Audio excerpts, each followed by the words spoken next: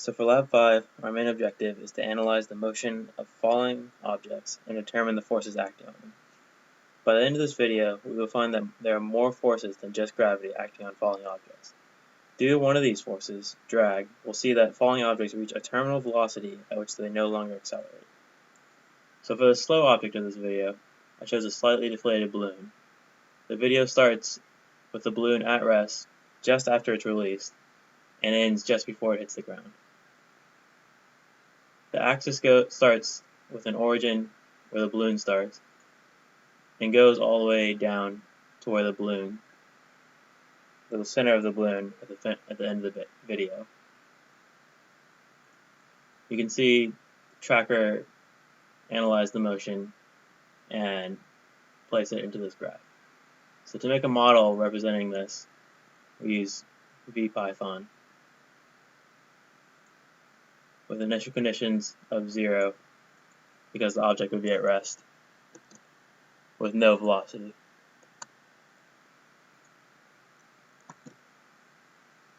So the time of this is 1.5 seconds for the entire video.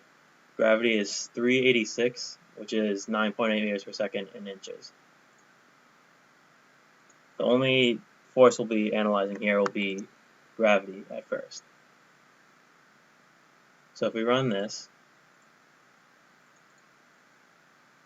we see a model of the object constantly accelerating.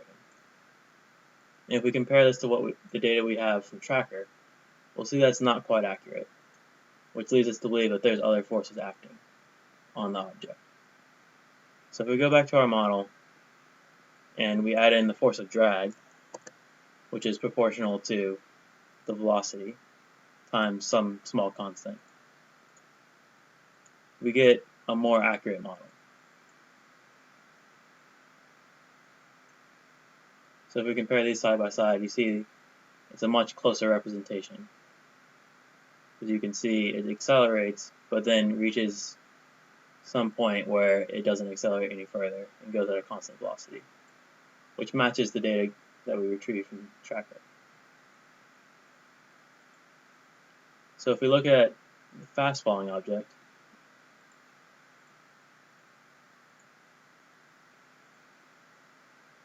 I used a plastic bottle starting from at rest in my roommate's hand until just before it hits the ground.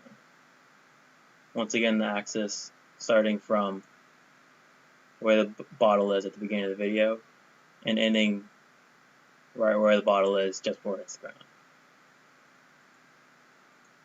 Again, Tracker analyzes it, and we see a similar motion where the bottle stops accelerating at a certain point. So if we go to our VPython, once again, initial conditions 0, 0, time step also 0.01, and the time of 0.6, which is the length of the video. Gravity, again, 386 inches per second, and only gravity will be shown at first. So once again, we get the similar curve of the bottle constantly accelerating. And we can see that it still isn't quite accurate because it's missing that extra force of drag. So if we go back to the model and add the force of drag and run it again,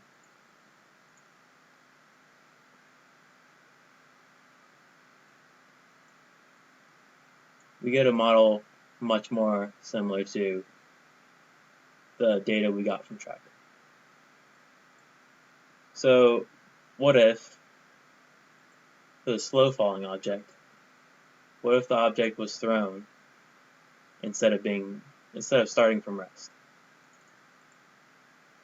So if we go back to our model and instead use an initial condition for a velocity of 300 inches per second, and we run it,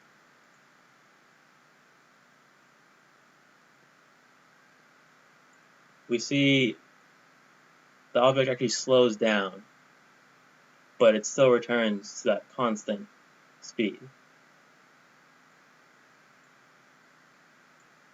So we can assume that all objects are affected by this force of drag, and that they reach some terminal velocity at which they move at a constant speed. If we compare this to the object where it starts from rest,